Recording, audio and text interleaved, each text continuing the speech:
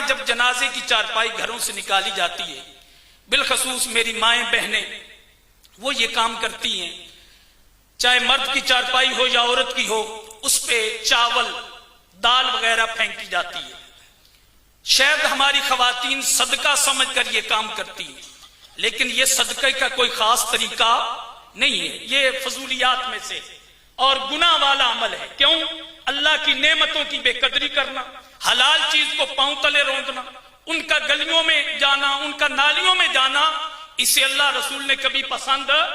قرآن کہتا ہے لئن شکرتم لازیدنکم ولئن کفرتم ان عذابی لشدید، اللہ کی نعمتوں کے ملنے پر شکر ادا کرو گے رب تمہیں اور زیادہ عطا فرمائے گا، اور اگر اللہ کی نعمتوں کا انکار کرو گے، بے قدری کرو گے، تو بے شک اللہ کا عذاب بڑا سخت ہے۔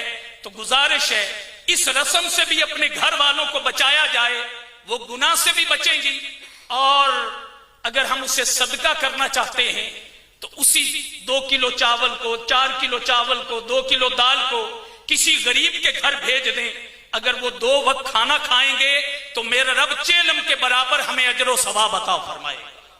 اس لیے کہ رب کی بارگاہ میں مقدار کو نہیں دیکھا جاتا، معیار کو دیکھا جاتا ہے۔ وہاں یہ نہیں کہ وہ 2 کلو ہیں یا 3 کلو ہیں، وہاں یہ دیکھا جاتا ہے کہ نیت کیا ہے۔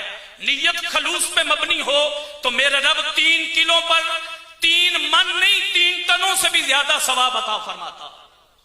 اسی طرح جب جنازہ کھڑا ہو جاتا ہے، ہر جنازے میں آپ بھی دیکھتے ہیں، میں بھی دیکھتا ہوں کہ باقاعدہ 2 بندوں کی ڈیوٹی ہے، انہوں نے اگربتیاں اٹھا رکھی ہیں، انہوں نے کلیوں کی چادریں اٹھا رکھی ہیں، اسی طرح عرق گلاب کی بوتلیں اٹھا رکھی ہیں، پھر صفوں کے درمیان عرق گلاب چھڑکا جاتا ہے، بعض لوگ اس سے بچتے ہیں، بعض قبول کر لیتے ہیں۔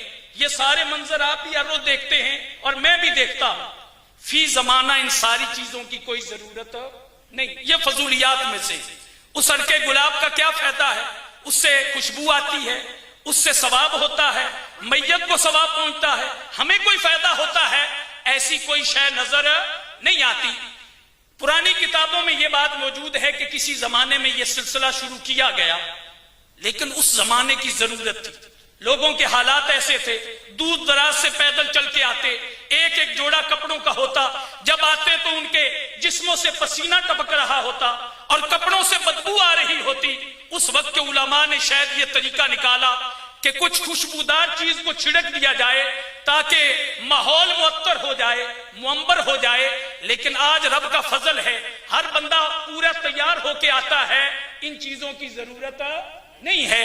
اگر ہم اس سے بچ جائیں، یہی پیسہ کسی اور نیکی کے کام میں لگا دیں، مسجد میں لگا دیں، کوئی غریب کی مدد کر دیں، تو شاید میرا رب اس سے کہیں زیادہ اجر و ثواب ہمیں عطا فرمائے گا۔ اسی طرح اگر بتیوں کا جلانا، آگ کا قبرستان میں جلانا، یہ شرعاً جائز۔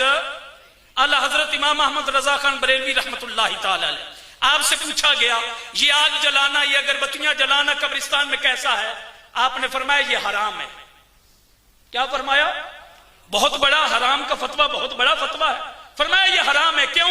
ایک طرف تم دعائیں کرتے ہو مولا اسے آگ کے عذاب سے بچا لے، اسے آگ کے عذاب سے، جہنم کی آگ سے بچا لے، دوسری طرف خود تم آگ لے کر جاتے ہو، خود دھواں لے کر جاتے ہو۔